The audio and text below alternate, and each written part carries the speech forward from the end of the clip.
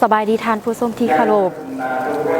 ปัจจุบันถามกลางบรรยากาศที่ทั่วภาคทั่วรัฐทั่วกำลังประกอบอาวุธและทั่วปวงชนลาวทั้งชาติเบาร่วมบ่เฉพาะแขวงอัตตปือ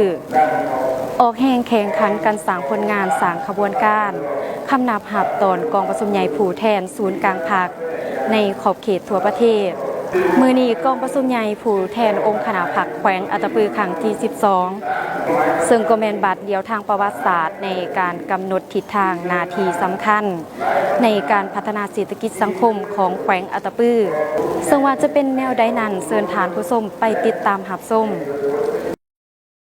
กองประชุมใหญ่ผู้แทนองค์คณะพรรคแขวงอัตตปือครั้งที่12ได้สำเร็จลงอย่างจบงามในวันที่26กันยายน2025ภายหลังดำเนินมาเป็นเวลา2วันที่เฮาประชุมใหญ่ของแขวงโดยการเป็นประธานของสหายพลโทวันทองกอมนีกรรมการศูนย์กลางพรรคเลขาคณะบริหารงานพรรคแขวงเจ้าแขวงอัตตปือเป็นเกียรติกระหวมของสหายนางศรีใสลือเดชมูลสอนกรรมการกรมการเมืองศูนย์กลางพรรคคณะเลขาธิการศูนย์กลางพรรคหัวหน้าคณะจัดตั้งศูนย์กลางพรรคมีผู้แทนสมบูรณ์พร้อมด้วยพนักงานปฏิวัติอาวุโสบำนาญและแขกที่เสือเซินเข้าร่วมกองประชุมใหญ่ผู้แทนองค์คณะพรรคแขวงอัตตปือครั้งที่12ดำเนินภายใต้คำขวัญเพิ่มทวีความสมัครน้ำผาที่เข้มแข็งคุ้มครองรัฐสังคมโดยกฎหมายพัฒนาเศรษฐกิจเอกราชเป็นเจ้าตนเองยกระดับคุณภาพชีวิตการเป็นอยู่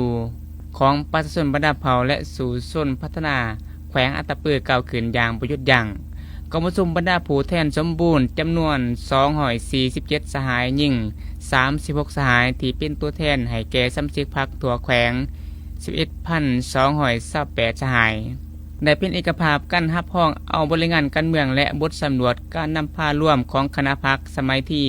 11เป็นเอกสารรับรองเอาทิศทางเวียกงานและขาดไม้สู่ชนในหาปีต่อหน้าแต่ปี2026หา2030ซึ่งได้สร้างพื้นฐานสำคัญให้แก่การสืบต่อปรับปรุงยอดรับประสิทธิภาพในการจัดตั้งปฏิบัติเวียกงานของคณะพรรคแขวงให้สามารถเฮ็ดสำเร็จหน้าที่การเมืองของตนในสุมปีต่อหน้าพร้อมนี้ผู้แทนสมบูรณ์ยังได้พร้อมกัน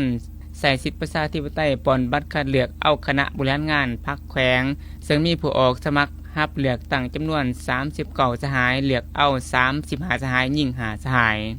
กองประชุมขังปฐมบันทึกเป็นเอกสารเลือกเอาคณะประจำพรรคแขวง11สหายยิ่ง2สหายในนี้ได้เลือกเอาสหายพลโทวันทองกองมณีเป็นเลขาคณะบริหารงานพรรคแขวงสหายนางมินพรไซชมพูและสหายธนุชัยบรรษาฤทธิ์เป็นห้องเลขาคณะบริหารงานพรรคแขวงเลือกเอาสหายสุวรรณศรีแก้ววิเศษเป็นประธานคณะกวดกาพรรคแขวงสหายสมหวังนามชีนาบสหายคำปานกินชมบัตรสหายใจพรพามงกุลและสหายวิไลพรแกนจันทร์ทั้งสี่เป็นห้องคณะกวดกาพรรคพร้อมเดียวกันนี้ยังได้ปอนบัตรเลือกเอาผู้แทนสมบูรณ์19สหายยิ่ง1สหายและผู้แทนสำรอง3สหายเพื่อเข้าร่วมกองประชุมใหญ่ผู้แทนทั่วประเทศครั้งที่12ของพรรคท่านผู้ชมที่เคารพผ่านไปแล้วนั่นก็แม่นผลสำเร็จของการดำเนินกองประชุมใหญ่ผู้แทนองค์คณะพรรคแขวงอัตตปือครั้งที่12ที่ดำเนินมาเป็นเวลา2วันเริ่มแต่วันที่25หาวันที่26กันยายน2025อยู่ที่หอประชุมใหญ่ของแขวงอยู่ในเวลาของกองประชุมบรรดาสมาชิกพรรคได้ประกอบส่วนอย่างต่างนาเข้าในกองประชุมอย่างมีความรับผิดชอบสูงเฮ็ดให้กองประชุมสำเร็จตามระดับขาดหมายอย่างจบงามมาฮอดนี้หน่อยมณีวันพีระวงศ์ขอลาท่านผู้ชมไปก่อนสบายดี